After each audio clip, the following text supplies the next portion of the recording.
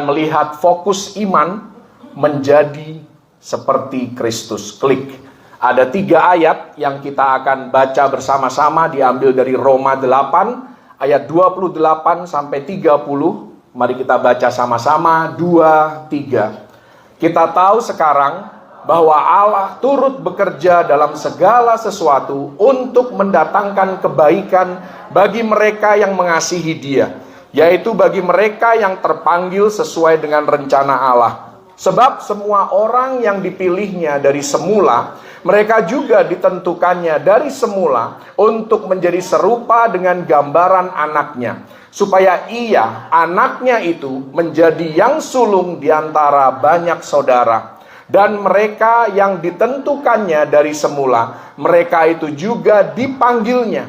Dan mereka yang dipanggilnya, mereka itu juga dibenarkannya. Dan mereka yang dibenarkannya, mereka itu juga dimuliakannya. Haleluya.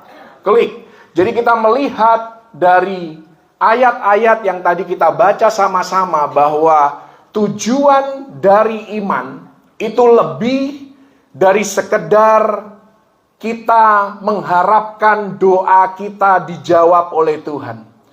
Ketika kita butuh mujizat, kita pakai iman itu. Ketika ada satu kerinduan yang kita ingin supaya dikabulkan oleh Tuhan, kita pakai iman. Ternyata iman itu lebih daripada sekedar untuk mendapatkan sesuatu dari Tuhan. Tetapi tujuan akhir dari iman itu adalah keserupaan dengan Kristus. Jadi fokusnya tidak melulu apa yang aku bisa dapatkan, tetapi apakah aku sudah berubah menjadi lebih baik dengan berjalannya waktu.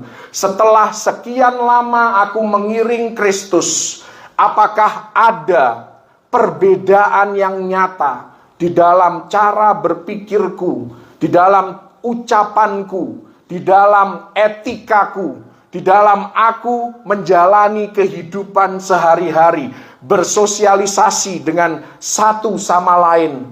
Kita suka memakai iman untuk mengubah keadaan di luar sana. Tetapi fokus iman hari ini adalah bagaimana kita memakai iman kita supaya terjadi perubahan bukan di luar kita, melainkan perlu perubahan di dalam diri kita menjadi pribadi yang lebih baik. Tadi kita baca dan ayat ini sudah sangat kita kenal. Di sana dikatakan segala sesuatu mendatangkan kebaikan. Kebaikan apa yang dimaksud? Sudah langsung dijelaskan di ayat berikutnya. Kebaikan yang dimaksudkan adalah memiliki karakter Kristus, supaya dihasilkan buah-buah roh seperti yang tertulis di dalam Galatia 5 ayat 22 dan 23 yang sering kali kita nyanyikan juga. Kasih, sukacita, damai sejahtera, kesabaran, kemurahan, kebaikan, kesetiaan, kelemah lembutan, penguasaan diri. Jadi iman itu bukan hanya untuk kita mendoakan supaya orang lain berubah, supaya istri kita berubah, supaya suami kita berubah, supaya anak-anak kita berubah. Tetapi juga iman itu dipakai, apakah aku berubah juga menjadi serupa dengan Kristus. Jadi bukan melulu soal materi, soal uang. Dan di dalam mengikut Kristus, rupanya tidak cukup kita bertumbuh, tetapi kita harus berbuah. Haleluya. Orang yang bertumbuh belum tentu berbuah, tapi kalau Anda berbuah, pasti bertumbuh. Amin. Seringkali orang pindah gereja alasannya apa? Oh, aku tidak bertumbuh di gereja itu. Yang dimaksudkan adalah kenyamanan diri sendiri. Aku gak nyaman di gereja itu. Aku, fokusnya aku. Kita lupa bahwa ibadah itu fokusnya bukan aku. Karena itu Anda tidak boleh pernah berkata Ketika praise and worship sudah selesai, ketika ibadah sudah selesai, Anda berkata, hari ini praise and worship-nya kayaknya aku nggak ngerasa apa-apa. Mohon maaf ya, praise and worship bukan tentang aku. Praise and worship adalah tentang Tuhan. Haleluya. Jadi sekalipun Anda tidak merasakan apa-apa, tetapi Tuhan disenangkan. Tuhan bertahta di atas puji-pujian umatnya. Haleluya. Jadi jangan pernah mengkritik suatu ibadah hanya karena Anda tidak mendapatkan sesuatu. Karena fokus utama ibadah adalah memuliakan nama Tuhan. Kalau kita bisa mendapatkan sesuatu, puji Tuhan. Tapi kita bisa beribadah pun itu sudah satu anugerah. Hanya karena kita hidup di negara yang tidak melarang ibadah kekristenan, jangan sepelekan ibadah. Amin. Haleluya. Buktinya sudah nyata. Dari kesaksian tadi, nyonyok tadi. Ya bukan karena dia ibadah Tuhan memberkati dia. Memang Tuhan memberkati kita semua. Tapi kalau ada sesuatu yang kita miliki, pengorbanan yang kita berikan, tentu Tuhan pasti menghargai lebih dibandingkan yang rata-rata. Haleluya. Jadi kalau kita mau diberkati di atas rata-rata, berikan di atas rata-rata. Haleluya. Jadi kalau mau pindah gereja, alasannya harus benar. Alasannya adalah aku kepengen berbuah lebih lagi. Nah itu silahkan. Kalau masalah bertumbuh sih, itu masalah kenyamanan diri sendiri. Dan ingat, ibadah bukan soal diri kita sendiri. Betul, kita perlu dibangun melalui ibadah. Tapi fokus utamanya adalah Yesus Kristus. Lalu bagaimana pertanyaannya? Proses untuk menjadi serupa dengan Kristus yang tertulis di dalam Roma 8 ayat yang ke-30. Secara cepat ada 3 tahapan yang harus kita lewati. Klik. Yang pertama adalah kita pertama-tama dipanggilnya. Jadi yang memanggil kita, yang memilih kita pertama adalah Tuhan.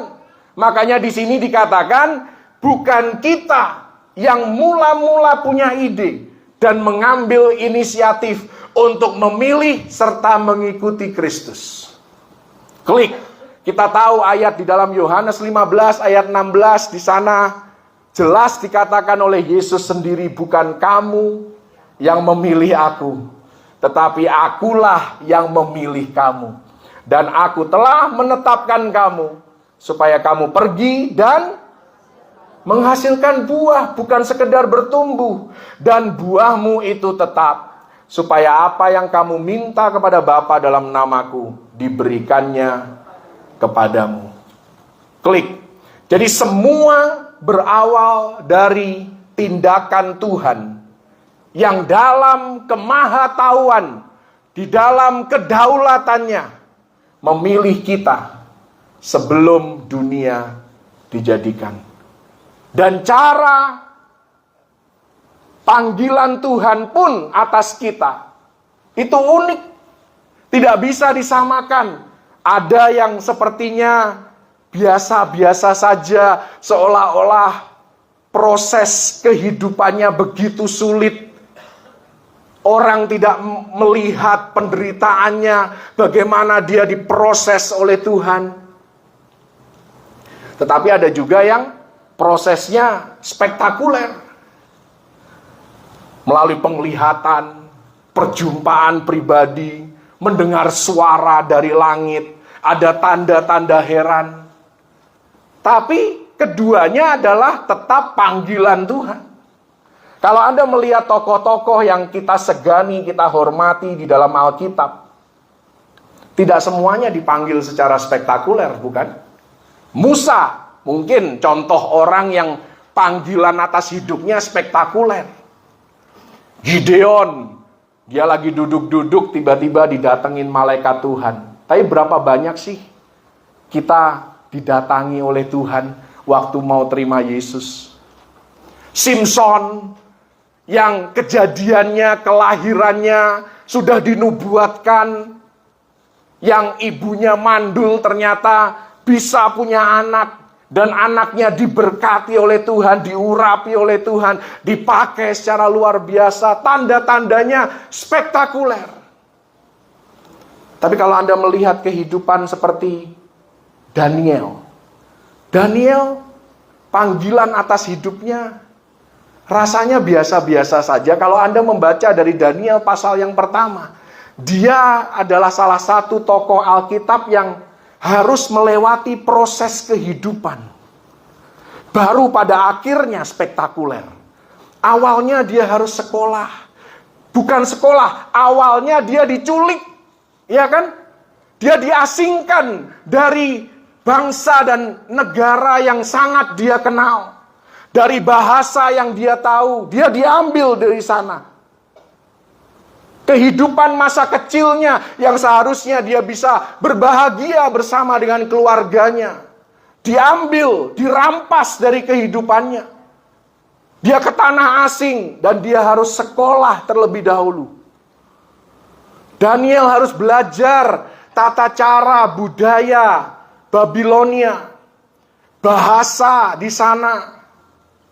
Proses kehidupan yang banyak sekali. Sebagian besar orang Kristen, kita tidak sadar dipanggil oleh Tuhan, sekalipun panggilan kita bukan melalui peristiwa yang spektakuler, tetapi setiap kita punya panggilan Tuhan di dalam kehidupan kita. Hanya karena kita tidak mendapatkan penglihatan, bukan berarti Tuhan tidak memilih kita.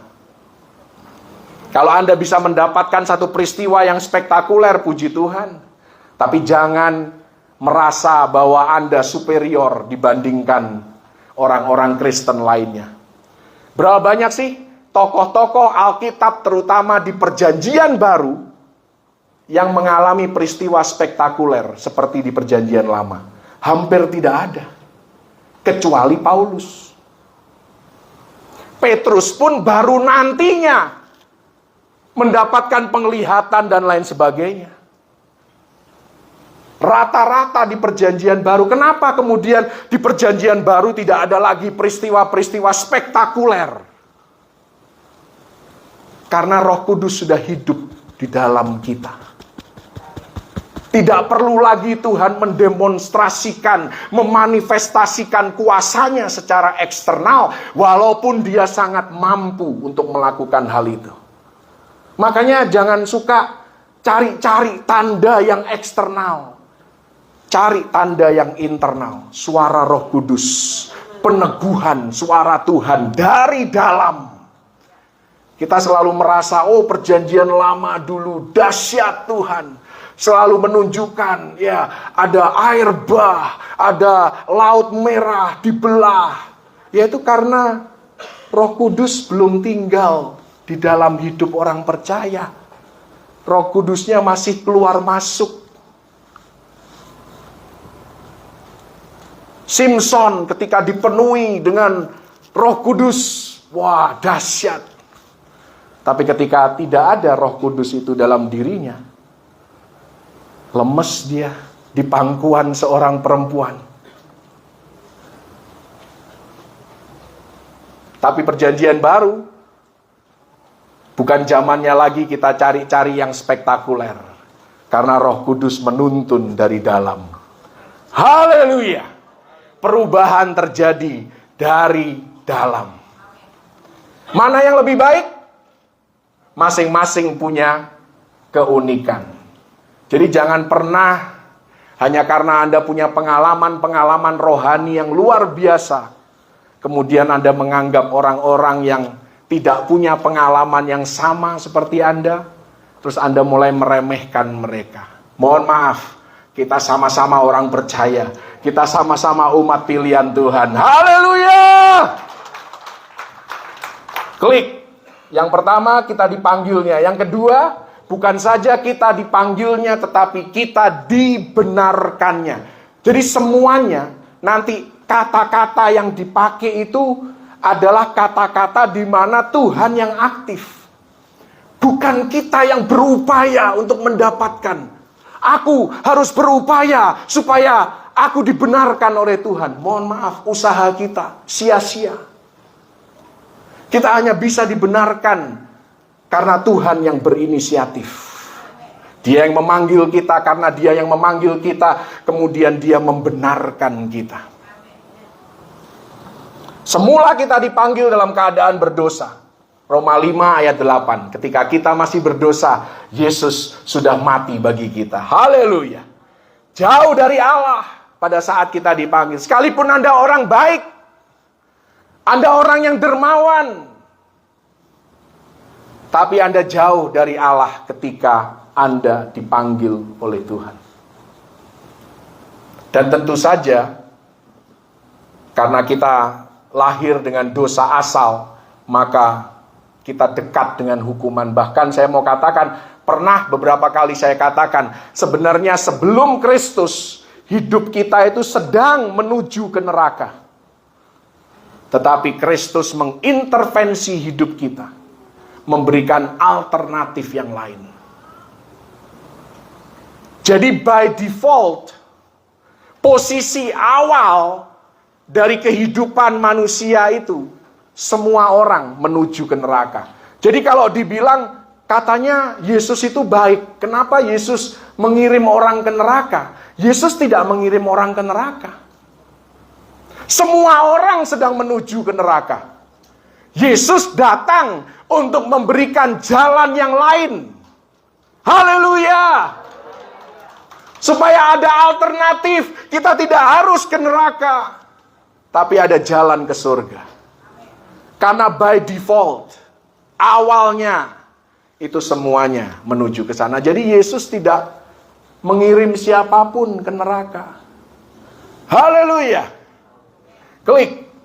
Ayatnya diambil dari 2 Korintus 5 ayat 21. Di sana dikatakan, Dia yang tidak mengenal dosa telah dibuatnya menjadi dosa karena kita, supaya dalam Dia kita dibenarkan oleh Allah. Terjemahan lain dikatakan, supaya kita menjadi kebenaran Allah di dalam Kristus Yesus.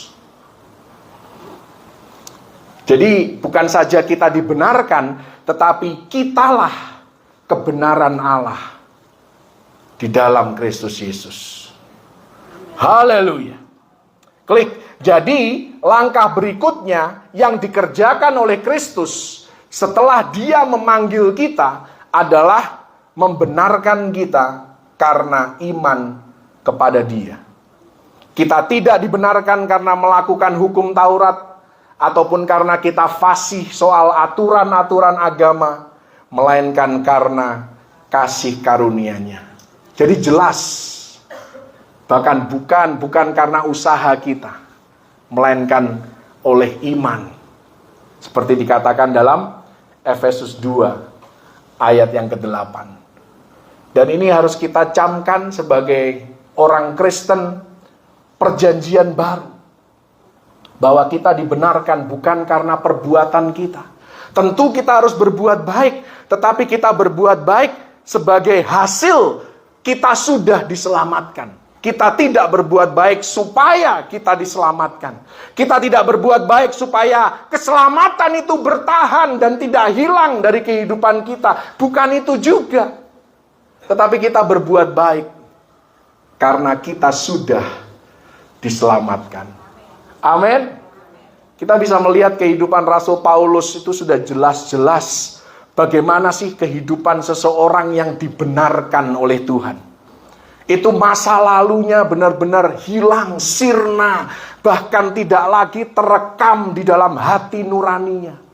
Saya pernah share di sini satu ayat yang ditulis di 2 Korintus 7 ayat yang kedua. Nanti Anda bisa baca. Saya tidak sempat untuk memasukkan dalam slide ini.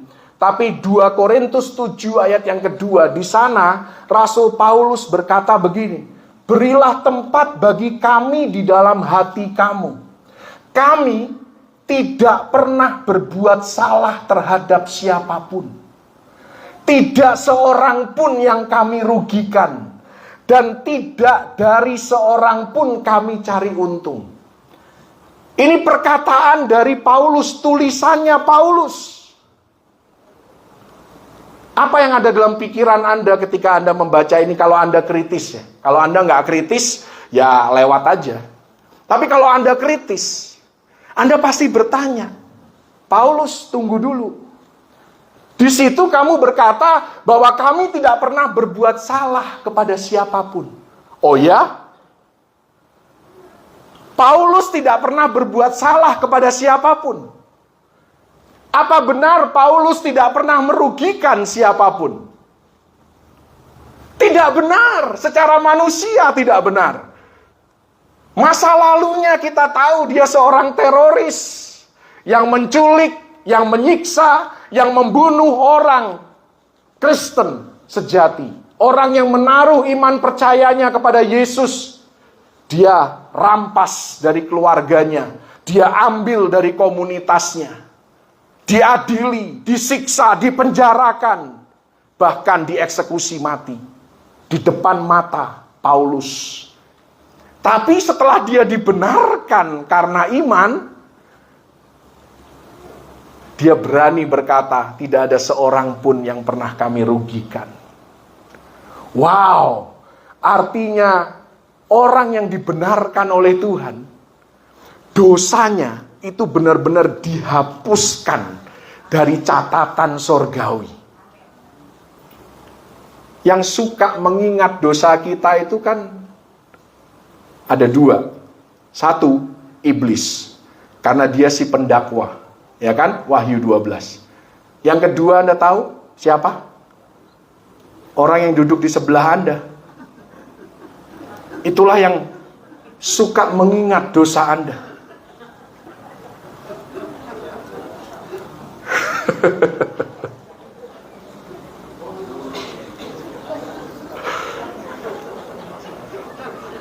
Saya kemarin sempat berselisih sama istri saya.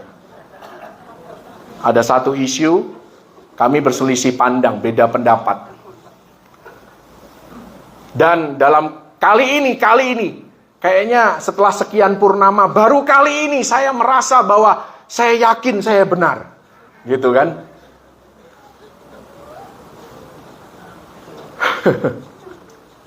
Dan istri saya, karena sudah merasa bahwa memang saya benar, Anda tahu apa yang dia lakukan? Dia ungkit masa lalu saya. Saya percaya ini bukan hanya pengalaman saya dengan Cika. Ini kebetulan saja karena saya yang khotbah. Kalau Anda yang khotbah, mungkin semua keluarga juga seperti itu. Cuman ini semua kalau hari Minggu memang kelihatan suci dan kudus tanpa cacat celah dalam hidupnya. Tapi inilah realita kehidupan. Kalau orang lain merasa benar dan kita tahu ternyata memang dia benar, bagaimana cara menjatuhkan mental dia? Ungkitlah kesalahannya yang lalu, sekalipun konteksnya tidak nyambung. Itu namanya pengalian isu. Karena sudah kalah, ya udahlah aku kalah, tapi kalau sudah salah ya sudahlah. Sebenarnya akui saja. Saya juga belajar kalau saya tadi kan sudah bilang setelah sekian purnama kan biasanya saya yang salah, ya sudahlah, siap salah, selesai. Intinya adalah jangan mencela istri saya ya, tolong. Tolong. Kita semua tidak sempurna. Intinya adalah Tuhan tidak mengingat dosa-dosa kita. Dan kita patut syukuri kebenaran ini. Haleluya! Tuhan mau supaya kita hidup dengan hati nurani yang murni. Tanpa tuduhan iblis. Jadi kalau Anda sudah mengakui dosa-dosa Anda, ya sudah. Percaya bahwa Tuhan sudah mengampuni kita. Jangan lagi merasa, oh aku harus menebus diriku sendiri. Anda mau sampai berdarah-darah, Anda tidak bisa menebus diri sendiri. Hanya darah Yesus yang bisa menebus dosa-dosa kita. Haleluya. Ketiga dan terakhir, klik. Selain kita dipanggilnya, kita dibenarkannya, yang terakhir kita dimuliakannya. Tuhan bukan hanya memanggil kita, membenarkan kita, tetapi Dia menaruh kita dalam satu proses supaya dari hari ke hari, dari waktu ke waktu, hidup kita semakin mempermuliakan nama Tuhan dan semakin nampak nyata kemuliaan Tuhan atas hidup kita. Sehingga kita pun dipermuliakan di dalam segala aspek yang kita kerjakan. Klik. Satu ayat yang sudah sangat kita kenal, 2 Korintus 3:18. Kita semua mencerminkan kemuliaan Tuhan dengan muka yang tidak berselubung. Dan karena kemuliaan itu datangnya dari Tuhan yang adalah roh, maka kita diubah menjadi serupa dengan gambarnya dalam kemuliaan yang semakin besar. Haleluya. Inilah perjalanan orang Kristen dari kemuliaan kepada kemuliaan, dari iman kepada iman, dari kasih karunia kepada kasih karunia. Haleluya. Klik. Dan kemuliaan yang diberikan oleh Kristus kepada kita bersumber dari Bapa, pemilik segala kemuliaan, dan bukan dari kefanaan dunia, hal-hal yang fana, hal-hal yang sia-sia. Kenapa Salomo dia menulis di dalam pengkhotbah, semuanya sia-sia. Kalau begitu kita bekerja pun sia-sia dong. Padahal kan enggak. Tapi dia menulis dalam kesaksian hidupnya, aku hidup pesta pora pun sia-sia. Kenapa dia ngomong begitu? Anda catat ya, di pengkhotbah, setiap kali Salomo menulis semuanya sia-sia, selalu ada perkataan di bawah matahari, di bawah kolong langit, atau apapun lah bahasanya. Di bawah matahari, artinya kalau kita hidup cuman bekerja, cari duit, pesta pora, tidak pernah cari Tuhan, tidak pernah mempedulikan kerohanian kita, itulah kehidupan yang sia-sia. Haleluya. Jadi bukan berarti Anda bekerja sia-sia, terus ngomong sama istri, kenapa kamu males-malesan di rumah? Katanya, iya kan Alkitab bilang, bekerja pun sia-sia. Ya nggak bener lah. Itu nggak benar, saudara. Jadi jangan salah menginterpretasikan ayat Alkitab sesuai kemauan kita sendiri. Haleluya. Tuhan memberkati orang yang dicintainya pada waktu dia tidur. Kalau gitu aku tidur aja deh terus sepanjang hari, sepanjang malam. Gak usah ngapa-ngapain. Ya bukan seperti itu kan maksudnya kan. Apa maksudnya Tuhan memberkati orang yang dicintainya pada waktu dia tidur? Orang yang tidur, itu dia benar-benar rest. Dia istirahat total. Dia tidak berusaha keras. Dia tidak bekerja keras. Dia cuma tidur. Santai. Demikianlah kehidupan orang Kristen yang diharapkan oleh Tuhan. Kita bekerja, tapi bekerja dengan mengandalkan Tuhan. Kita rest. Kita bekerja dengan tanpa tekanan. Tanpa merasa bahwa, aku harus lakukan ini, aku harus lakukan itu. Tapi kita bekerja mengandalkan Tuhan, mengalir bersama dengan Roh Kudus. Dipimpin dan dituntun oleh Roh Kudus. Betul kita semua harus bekerja keras. Tapi di tengah kita bekerja keras, apakah pernah kita punya saat teduh? Apakah kita pernah menghentikan diri kita untuk mensyukuri kebaikan Tuhan? Merenungkan pertolongan Tuhan di masa lalu. Itulah bekerja dengan rest. Bekerja tapi tidur. Jadi bukan tidur yang tidur fisik, Anda seharian tidur. Kalau ditegur orang, kenapa sih kamu tidur terus? Ya kan Tuhan memberkati orang yang dicintainya pada waktu tidur. Itu kembali lagi Anda suka-suka mengutip ayat. Dan jemaat Mount Hermon tidak seharusnya suka-suka mengutip ayat. Haleluya. Karena Anda levelnya sudah tinggi. Semua di sini levelnya sudah tinggi nih, saudara. Haleluya. Jadi betapa karya Kristus dalam kehidupan kita adalah karya yang utuh, karya yang sempurna.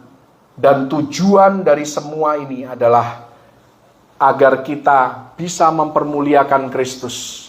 Dan kita bisa menyebarluaskan kemuliaan yang kita terima dari Dia. Saya mau ambil satu contoh dan ini merupakan contoh penutupan dari khotbah saya. Ini yang saya bilang tadi mungkin selaras dengan apa yang disaksikan oleh Yosua tadi. Klik. Ini tadi saya sudah katakan juga, kalau kemuliaan Tuhan ada atas kita, tidak ada manusia pun, satupun manusia yang bisa mengganggu-gugat. Anda perhatikan kehidupan Daniel. Yang tadi saya bilang, awal mula kehidupan Daniel ini sulit. Dia ini, saya ambil contoh Daniel karena kehidupannya awalnya itu tidak sespektakuler tokoh-tokoh Alkitab yang lain. Sekalipun pada akhirnya Tuhan mempermuliakan dia. Tapi awal kehidupannya bukan awal yang mudah. Awal yang penuh dengan proses, penuh dengan penderitaan. Dan kita bisa melihat dalam kehidupan Daniel, kemuliaan Tuhanlah yang membuat Daniel bisa bertahan di tengah perubahan rezim pemerintahan pada waktu itu. Kita seringkali, ini mungkin pelajaran juga bagi Yosua dan teman-teman yang di profesional. Kita dekat dengan bos kita yang sekarang. Satu kali bos kita diganti, ada kekhawatiran yang muncul di dalam kehidupan kita. Nanti aku masih dipakai enggak ya? Jangan-jangan bosku yang baru nanti membawa gengnya sendiri dan aku tersingkir. Belajar dari Daniel. Andalkan perkenanan Tuhan. Gonta-ganti raja, dia tetap orang penting di dalam kerajaan itu. Jangan mengandalkan manusia, tidak perlu sibuk untuk menjilat bos kita. Lakukan saja apa yang benar. Jadilah pribadi yang berintegritas. Kalau ini saya alami sendiri dalam hidup saya. Beberapa kali saya kenal dengan bos yang akhirnya saya bisa dekat dengan dia. Tidak lama kemudian saya mulai mengandalkan dia untuk mempromosi saya, untuk mengangkat saya. Mati.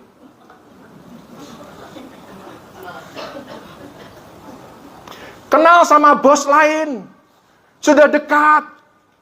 Dia janjikan promosi. Masuk penjara. Kalau ini saya alami. Makanya dari situ saya belajar.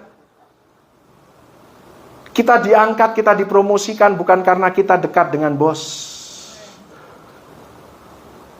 Tapi karena kita punya perkenanan Tuhan dalam kehidupan kita.